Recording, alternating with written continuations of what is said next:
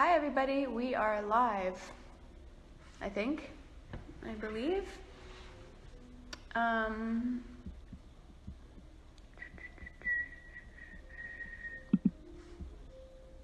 Everybody's coming on.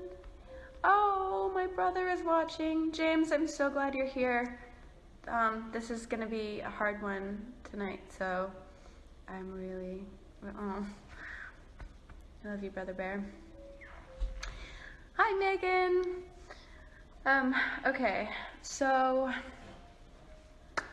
tonight I'm gonna do something a little bit differently than I usually do because I've been watching all of these stories that are coming out about Harvey Weinstein, and everybody's talking about it. This is a conversation that has opened up many conversations that we need to have about the unhealthy relationship between men and women, and about sexual harassment, sexual abuse, and predatory behavior.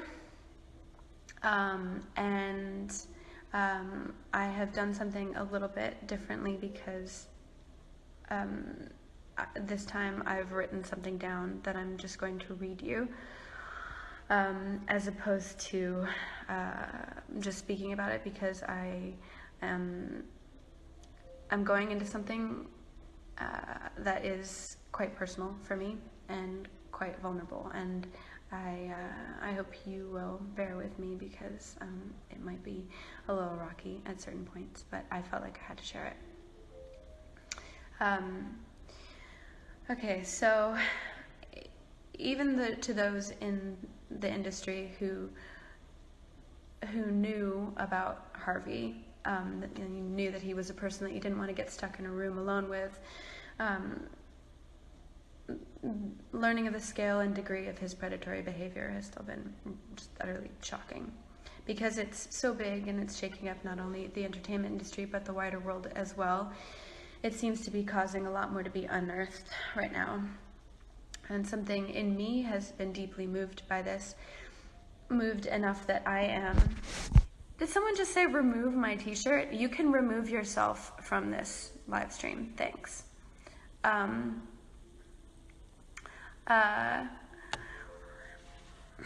I never wanted to speak about my own stories publicly, but hearing the accounts of women that have been assaulted by Harvey and knowing how hard it must have been for them to speak up, I am summoning my own courage to share my own story.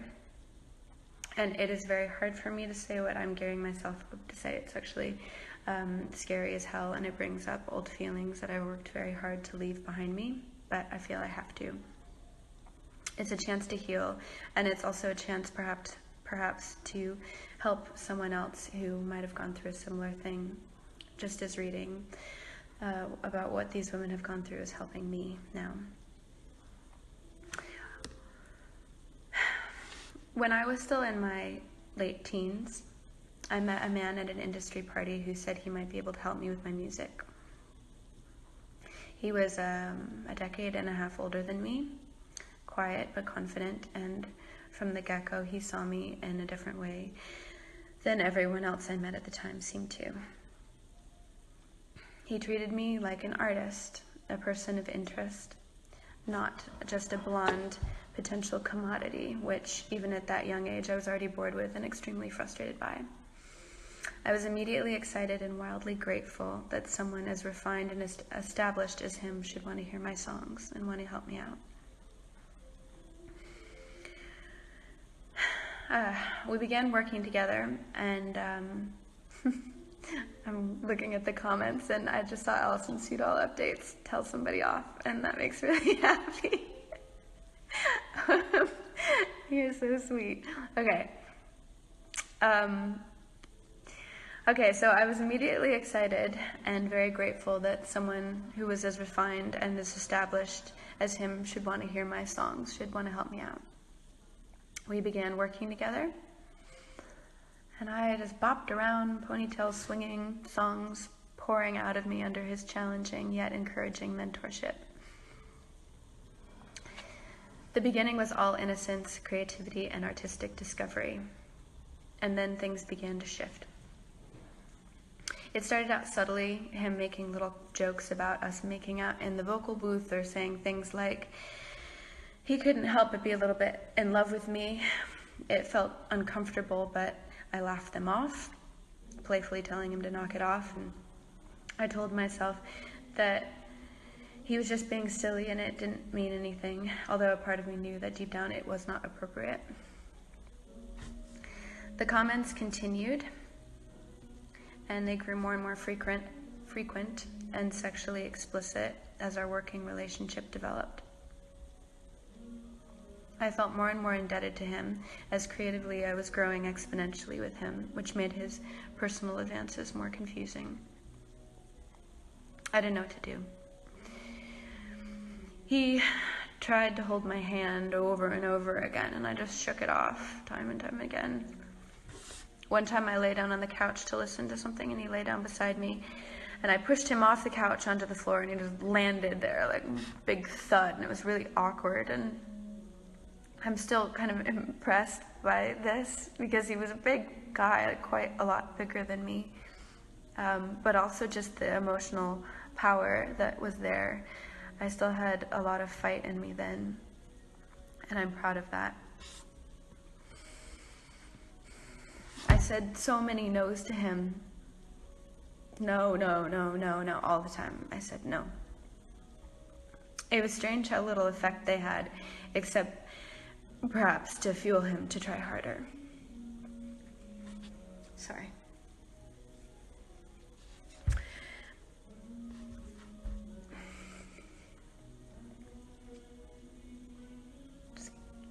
I don't want to cry, so.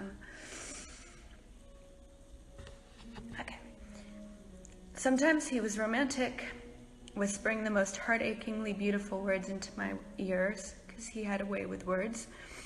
Sometimes he pleaded, telling me he was falling in love with me. No one understood him the way that I did. I felt such sadness for him and compassion.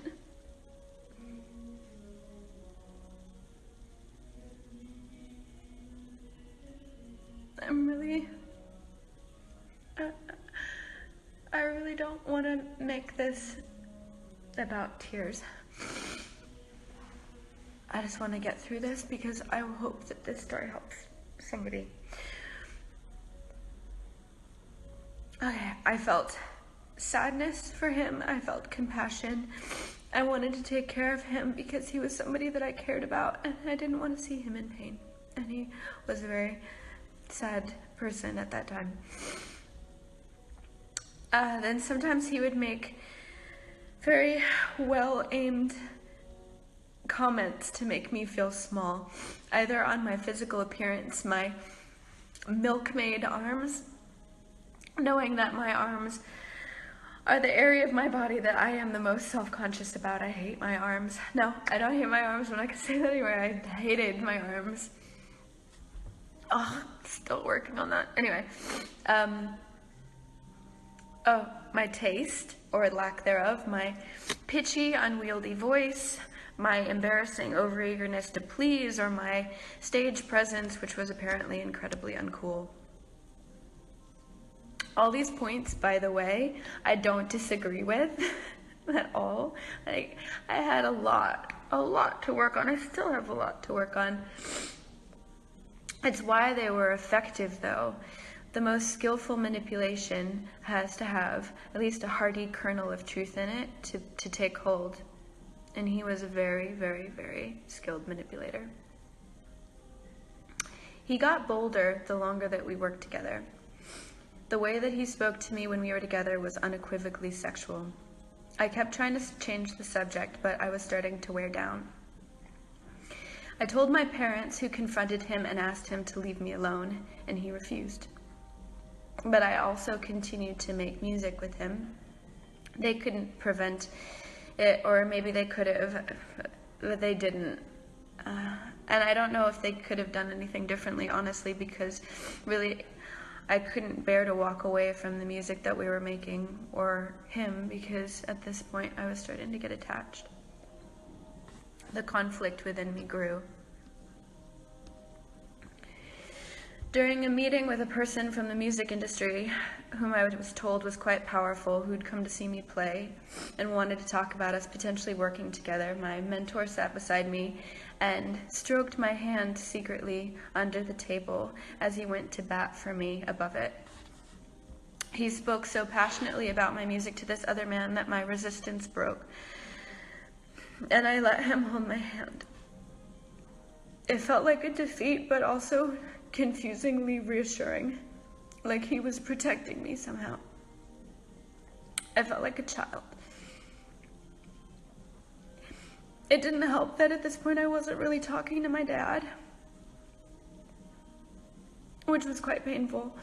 And there was something very powerful about having someone older than me and authoritative fighting in my corner.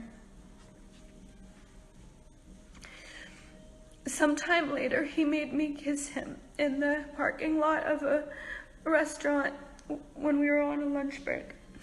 I relented and I gave him the most prudish peck. Yeah, I felt I had crossed a line.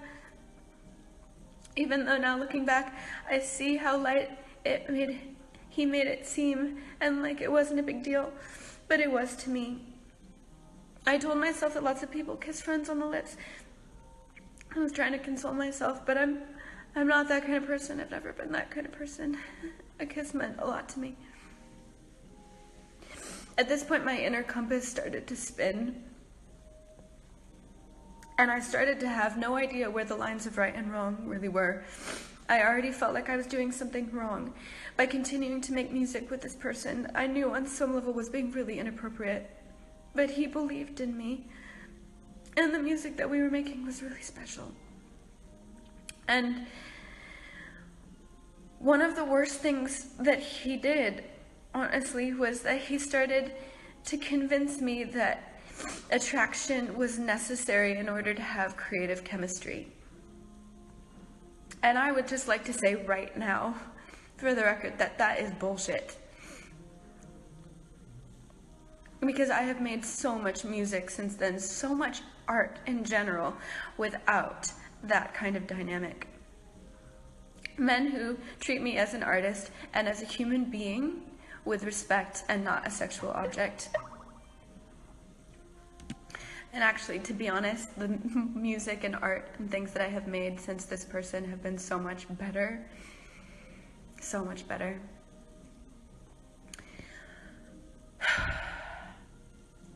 Anyways, everything at that time felt overwhelming and I had no one to talk to, and I was just too ashamed.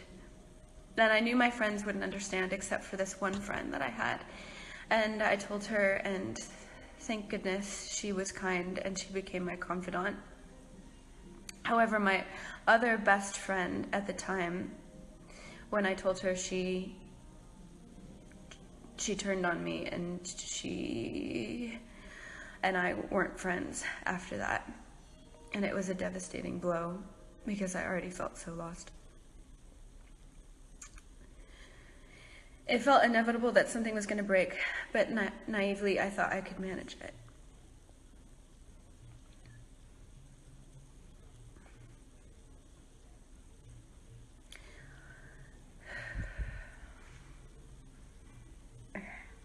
One day we were working alone. I was wearing jeans. I remember this because I remember him coming over to me, and without saying anything, he unzipped them. And he took what he wanted. And I remember feeling paralyzed. And I wanted to say no, but I was so shocked at what was happening, and I just let it happen. I don't know, I don't remember if I cried or not. I don't really remember what happened. I remember seeing myself like from above, like I was outside of my body. And when I left and when I was alone in my car, I'm with a friend, by the way, I would not be doing this alone.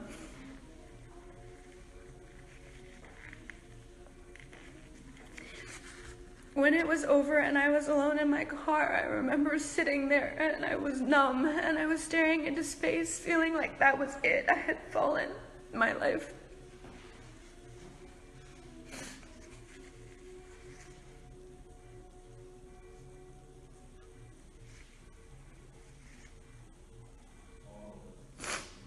Excuse me.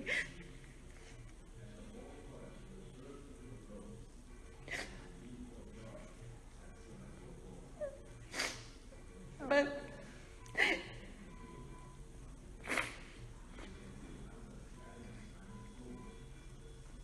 sorry, God, okay. My life was never going to be the same. I wore mascara because I thought, I'm not going to cry, so I'm going to wear mascara. Like, that didn't work. Okay. I'm going to get through this, God damn it. Okay. Excuse me for being blasphemous if you're religious. Okay.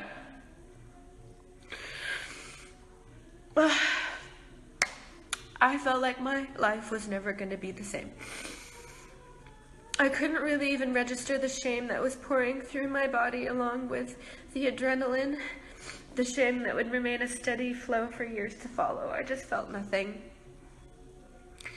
Something had been taken from me, and it wasn't just the choice that he had made for the both of us. Something innocent in me was gone. I hadn't stopped it. And therefore, it must be my fault. I wore that skirt that one time. I went to his house alone. I should have known better.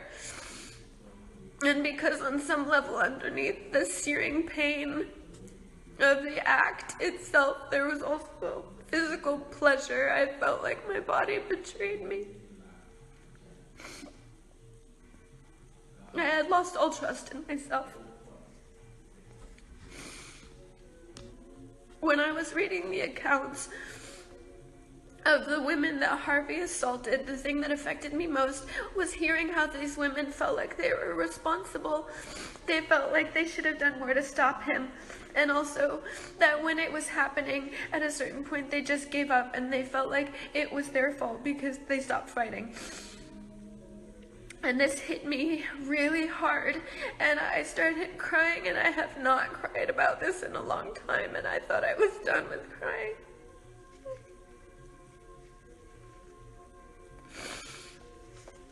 When something like this happens to you, I don't think that the reaction is ever clean or clear or angry or self-protective. Like, no, this is wrong. You are violating me. That's not really the go-to response. For me, and I think for most women that something like this happens to, the response is, what did I do to deserve this? I should have stopped it. I should have known better. I should have fought harder. I should have been stronger. We take it on ourselves. Because of the guilt that we automatically assume, because as women, I think fundamentally we just feel like we are guilty in some ways, just by the sheer fact of being women. The guilt that they don't seem to feel, by the way, at all. There is no guilt like that with these kind of people. But because of our guilt and because of our shame of what happens, we choose silence. I have been silent for over a decade. Many people that know me well don't even know about this.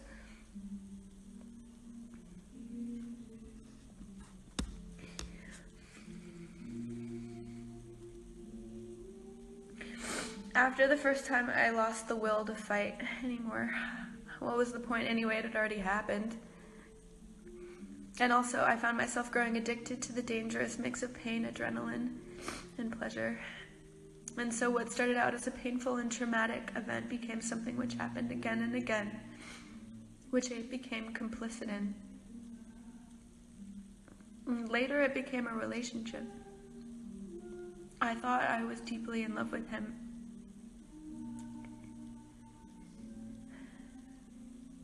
And then at some point I came to my senses and I realized I had to get away from him because something in my spirit felt like it was dying, and I had to leave. Holy shit, he went crazy when I left. He went crazy.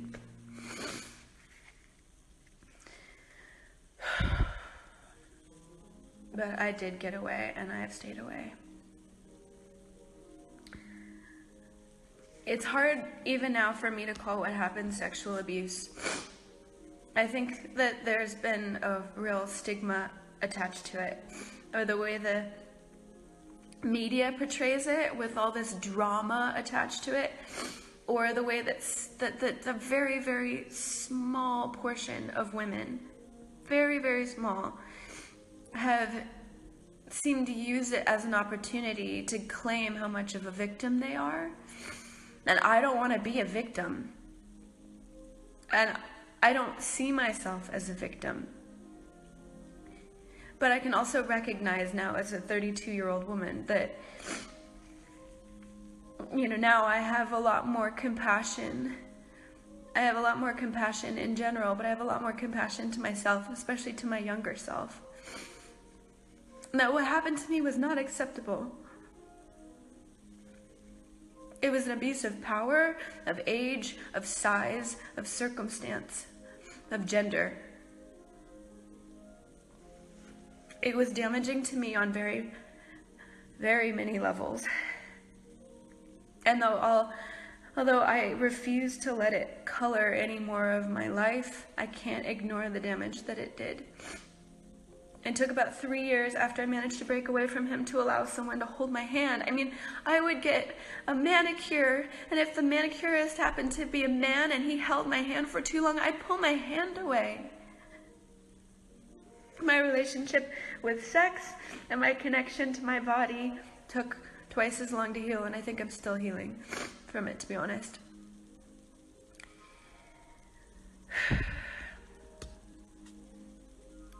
So in the height of the confusion and entanglement of this situation, there entered a second man who was far more powerful in the industry than the other guy, who swooped in and swiftly became vital to my career. And after a period of working together, then he also started with the non-professional feelings. And it started out innocuously, just like the other guy, but it got more and more persistent with time. And I can't begin to describe to you how deeply this affected me. I became convinced that there was something about me that was bringing these situations on. Like I'm this attractor for this kind of thing. Like, what's the matter with me? Why am I so asking for this? I withdrew into myself and a low-level depression set in, and the joy seeped out of my life slowly but surely. And what was supposed to be, or what could have been, a really beautiful, exciting time in my life, where these things that were happening that I had always dreamed of were just happening left and right, and I just felt like a zombie. I was just in a daze. Navigating this situation became a daily ritual of avoidance, purposefully turning a blind eye, laughing off comments, remaining playfully unaware of what was going on, and privately more and more uncomfortable. And I had to choose to stay in denial, because if I didn't, then I could ruin my career. And at the time, I was young, and that seemed like the end of the world to me. Makes me really angry now. On a subtle level, this second situation reinforced the other view that had been imposed upon me, that a man had to be attracted to me in order to believe in me. Anyway, so I just saw some comments, by the way, and it's hilarious. Like, some of you are so great, and then somebody just said, like, sexy AF, and I just think it's hilarious and, like, so indicative of the, like, oh my God, it's insane. How could you say that to me right now? Like, really? You're disgusting. Get off. Go away. It's like, I mean, it's actually, like, you're exactly what I'm talking about right now. Like, how can you, it's mind-blowing. It's mind-blowing.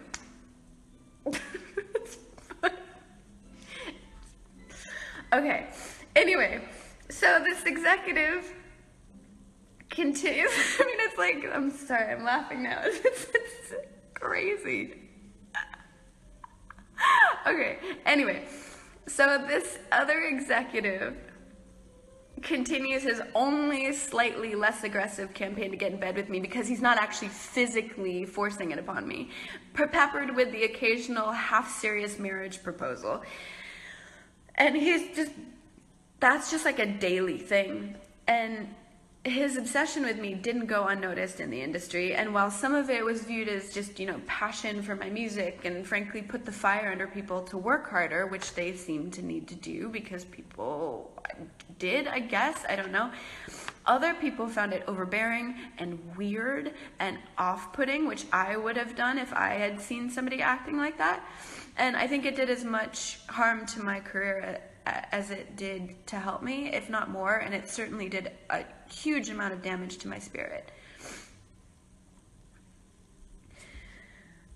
The energy that went into trying to deal and manage these two men just circling me was more than I could handle, and I didn't really know how to talk about it, and so I just took it into my body, and at 25 I had to have my gallbladder taken out. No one talked about these things then. That is why I'm talking about this now, because this is the conversation that we're having then. If I had known that other people were going through things like this, I think I would have handled it in a much better way.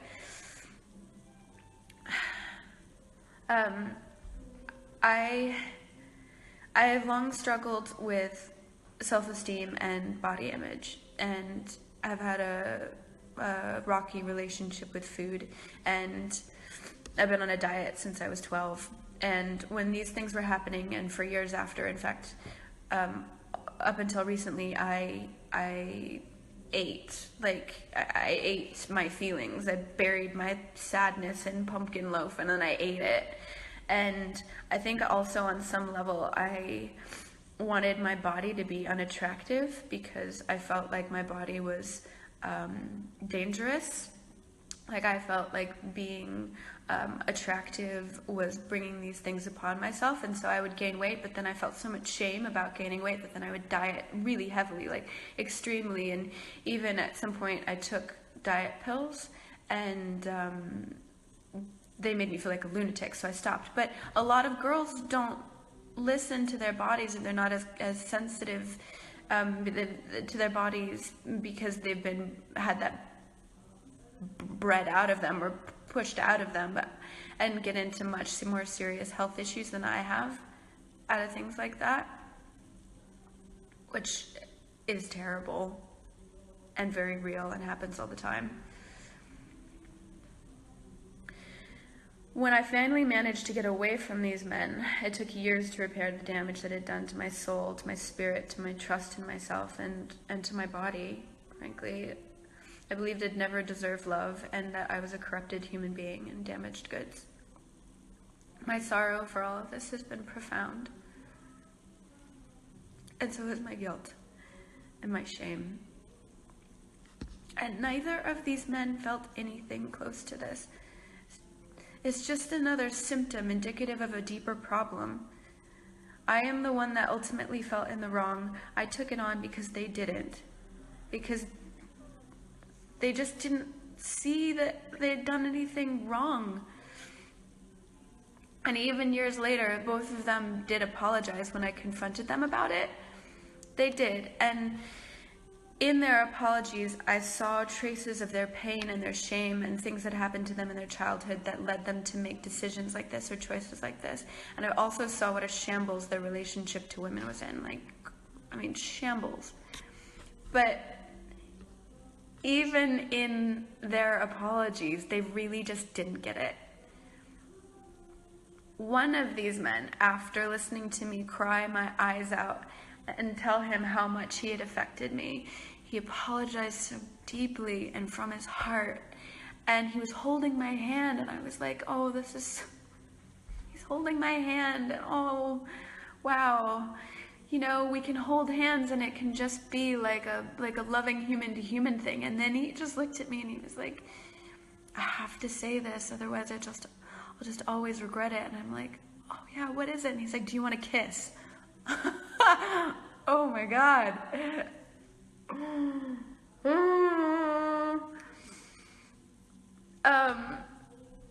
Yeah.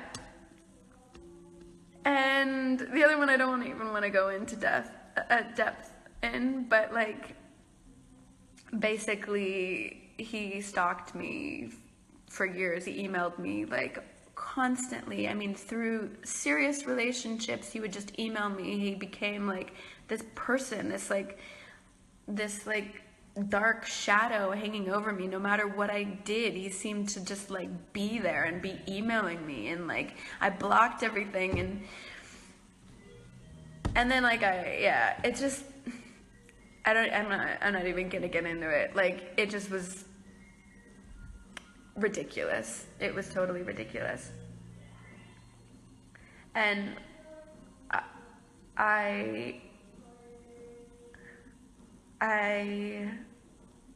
I'm just thinking about how much more I say.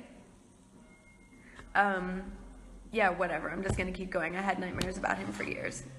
They're gone now, and he is out of my life, and I don't have any contact with him, and he seems to be leaving me alone now. But it's been like years and years and years and years and years of me saying, no, leave me alone. No, no, no, no, no. No effect. No effect. No, never had any effect. It's like amazing. And that is something symptomatic as well. I've seen this happen so many times with other men. They don't hear no. I don't get it. Except that, like, our society just says, like, you don't have to, take what you want, basically. I also want to add, just in wrapping this up, that I also have had 2 stalkers, one of which went to jail after violating his restraining order after stalking me for like a year or 2 or something. And I don't dress provocatively, and I don't like the attention that it brings to me when I wear anything that even like remotely shows my body, which I find really annoying, actually, because frankly, like, it's not an invitation. Like, if I wear something that makes me feel good, it's not an invitation, and yet it seems to be thought as such. I'm tired of feeling like I have to apologize for my body or be ashamed of it or hide.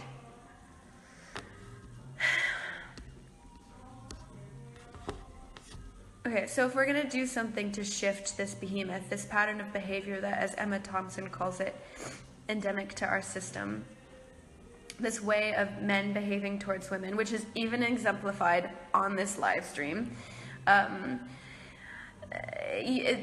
doesn't have to be as flagrantly predatory as Harvey's behavior to not be okay. And she said, does a man have to do it loads and loads of times to women to be a predator, or can just one woman be enough? And her view was one woman is enough, and my view as well. And another friend, a fellow actress, posed this question the other day: had Harvey been a more attractive man, would he be still considered a predator?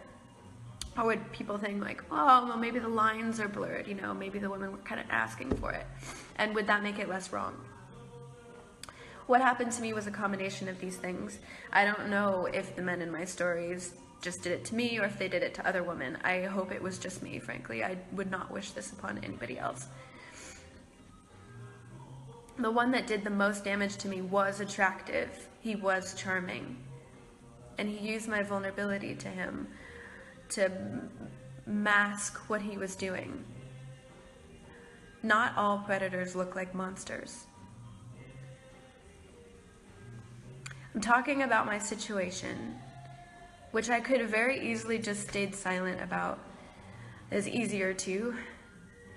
But I just want young women out there to know that if something like this is happening to you, you're not alone, and you need to speak up, and it's okay. And you know what, even if you write me on Twitter and I'll hear you, I'll find a way to help you, because you don't have to be alone in this. This behavior is not okay, and we have to stand together as women.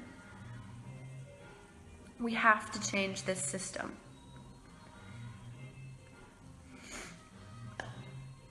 Sometimes you don't know. Sometimes things are gray. The only way that you really, really know if somebody is being abusive or just doing something they shouldn't is how they make you feel. If something doesn't feel right, it's not right. And I really genuinely hope that if you are listening to this and you're in a situation that's like this, that you can just take my word for it, that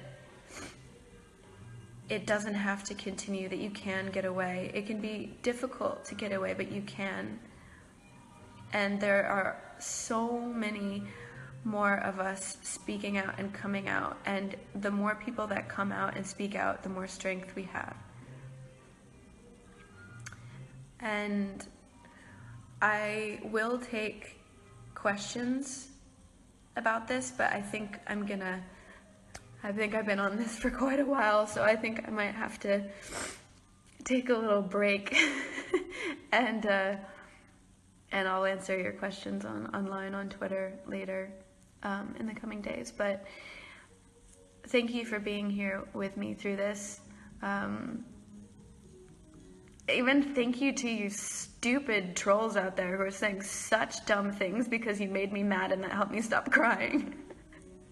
And I just like to leave you on a positive note, which is that I do not let these things that happened to me those years ago affect me anymore.